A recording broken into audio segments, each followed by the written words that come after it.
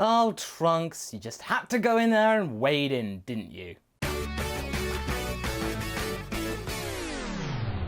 Hey guys, MasakoX here. We are continuing What If Weekly by revisiting some of the old stories that we've not touched upon as of late. And this one, since we've not touched for about like 3 months or so, deserves a little bit of attention now. We're going back to one of the more dramatic and most asked for what ifs in the entire history of not just the channel, but pretty much the entire Dragon Ball fandom. It could have easily happened in the original story, but fate decided not to smile upon that scenario. And that is, of course, what if Goku married Bulma? It does sound pretty surreal upon first hearing this. What would Bulma see in Goku exactly back in the day? Well, back then, Bulma was far more fickle than she is today. She was geared in the way a typical young girl was back in 80s Japan. Having said that though, in this scenario, Bulma slowly began to develop deeper connections towards Goku, discovering more and more about the boy, which fascinated her. He was the ultimate curiosity, and Bulma, being a scientist and engineer, loves her curiosities. Especially the fact that Goku was able to live on his own in the middle of the wilderness with no technology for the better part of a decade. As their friendship grew, Bulma got closer and closer to Goku, and even Goku, who is not exactly the most adept when it comes to relationships, began to really endear himself towards Bulma as well. By the time we got to the 23rd World Martial Arts Tournament, Bulma then clapped eyes upon adult Goku and knew that she had to get him. She grabbed that opportunity by the horns, not letting Chi-Chi get her way, and we pretty much got what we saw in part 1. Bulma and Goku got married. It all turned out okay. We even got Gohan still, even though his hair was more purple than the black, but still, he was there. And okay, he has a bit more of a fiery temper than the original one, but hey, he's there. And as for Yamcha and Chi-Chi, don't think that they were left out in the cold. They got together as well, and now, later on in the story, they have a child of their own, baby Tosa. However, it's not all that rosy, because in the future parts, Goku and Bulma's relationship was tested to the utmost limits. It got very frayed when it became very clear that Goku's Saiyan origins was about to affect their son in a big way.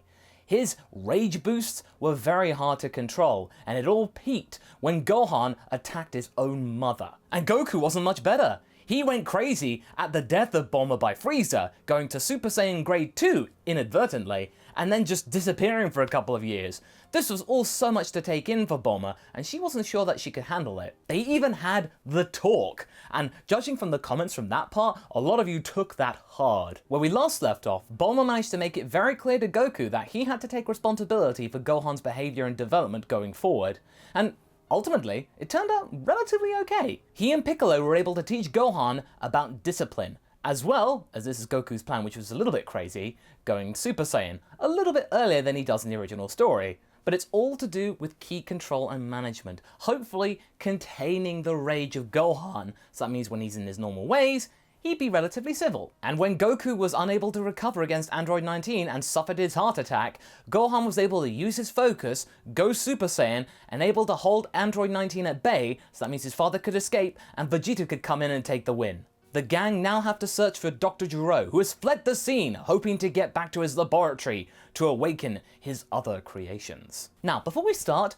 I conducted a poll asking you guys what would be future Trunks' involvement in this story. Would he stay in the future and leave everyone to die? Or would he come back and try and fix some of his mistakes? And I think it's safe to say that 4 out of 5 of you wanted him to come back, so yeah, we're gonna have him come back. Future Trunks returns to the past and notices that there isn't really that much carnage going on. Did the androids not show up? He then senses a bunch of power levels, recognizing one of them that he thinks is Gohan's, just wandering around aimlessly in the middle of the deserts in a rocky area somewhere to the north. Thinking that he might be able to help them right from the get-go, Trunks then heads off towards them. With Gohan leading the charge, he's thinking a bit more logically and more focused. He remembers that Dr. Gero might get the jump on them and try and sap some of their energy in order to aid his escape. He could remember the feeling of being drained by Android 19 and would not want to wish that upon anyone here, not even Vegeta. He might be luring them into a trap, so it's best not to attack using ki blasts, only physically. Gohan and Piccolo fly above the mountains and tag team, focusing on any suspicious air movements as to when the Doctor would then make his move. They're focusing, concentrating.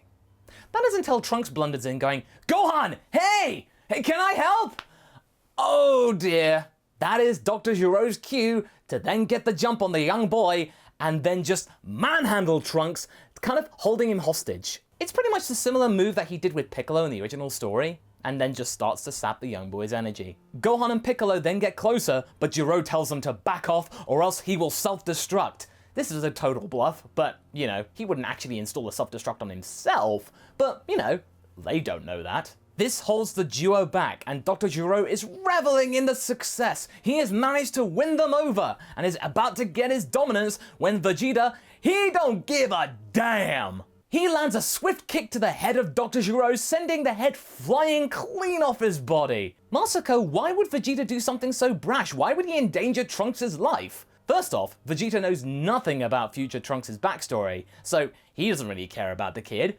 Also, he's pretty bitter about the fact that Dr. Gero got the jump on him and fled like a coward. So I think Vegeta wants to make the message clear that he done made a mistake. Also, Trunks wouldn't have been aware that there was any androids around to begin with, because he got no evidence of Android 19 being the different android, because that happened in the original story. Here, Vegeta vaporized every single trace of 19's remains, so Trunks didn't get any sort of warning. With Gero now headless, Trunks is freed from the Doctor's grasp and the head is cursing them all. Vegeta brushes this all off and crushes the Doctor's head with a very swift kick. But wait, what is this?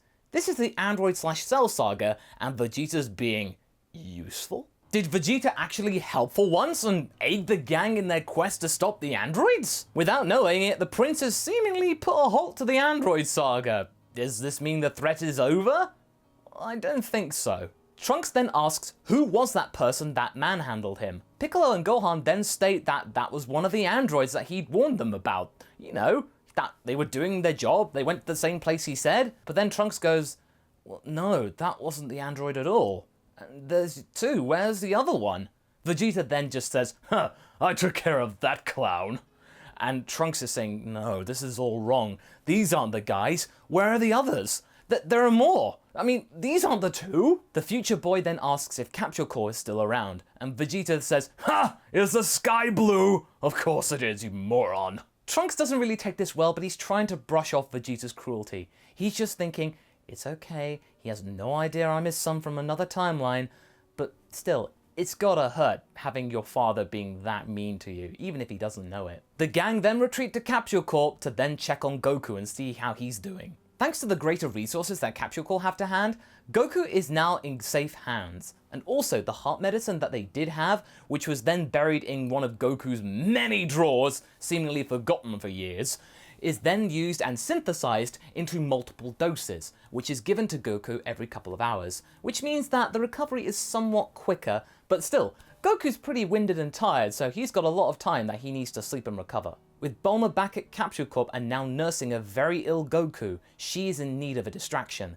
and that is forthcoming. Gohan, Vegeta and the gang are back and then asking Bulma tons of questions, which thankfully is a relief to the scientist. Gohan then asks if she knows about a Dr. Gero because they came across him down in the wilderness and he was trying to do something that might endanger people. Can they have any kind of clues? Luckily, Bulma does know about Dr. Gero and his archaic yet quaint laboratory somewhere near North City. She then chuckles at the thought of having a mountain lair. It seems like something straight out of a comic book.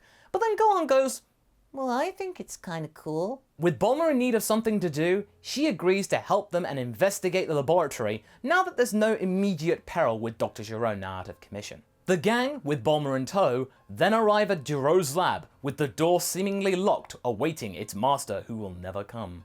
With Vegeta being impatient, of course, he then just blasts the door down, and Bulma's going, Vegeta, that could easily destroy technology!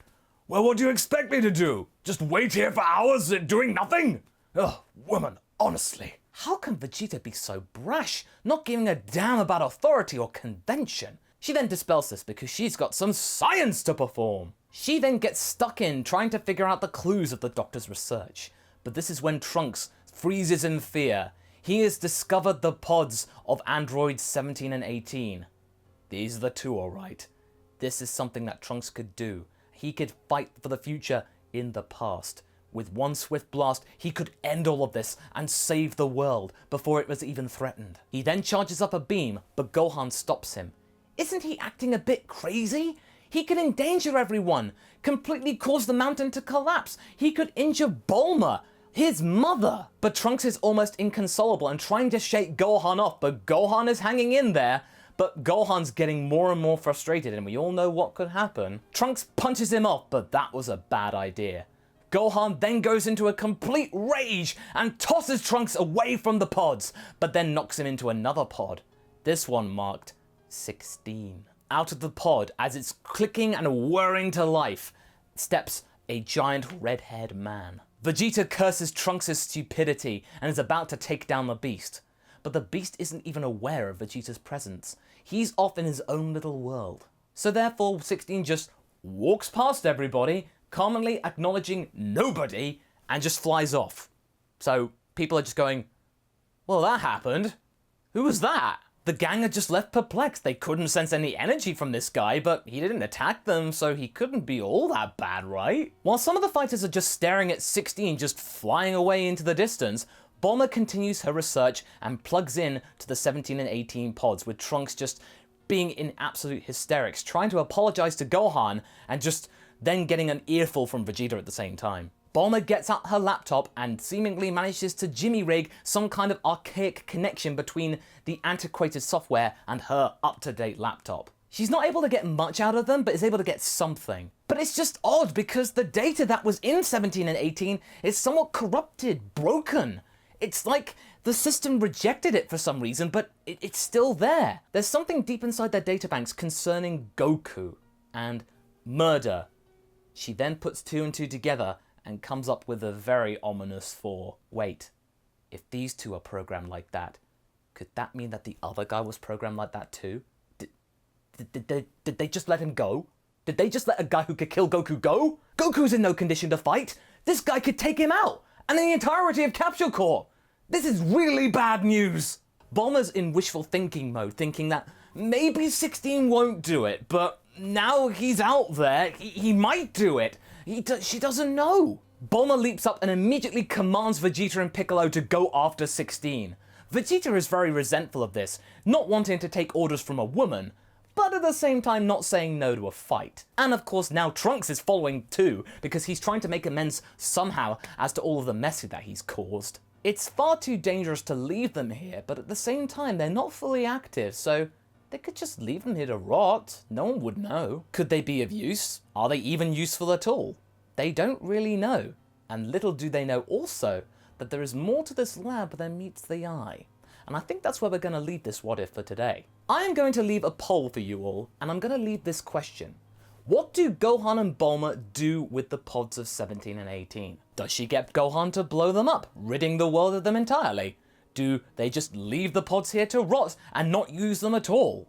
Or do they do the third option? Maybe she could use them to try and defend Goku against this big red-haired man. She doesn't know, but is prepared to try something. Now this is very important because your say could really determine where the story goes, so I look forward to your vote, and I hope that you can tune in for the next part of this story. So what do you guys think? Do you think Trunks can make amends for his actions? Do you think Vegeta will continue to be useful in this arc and not be a hindrance? Leave a comment below and let's get this discussion going. Anyway, I hope you enjoyed this video. Until the next one, be sure to like and subscribe. Catch you later!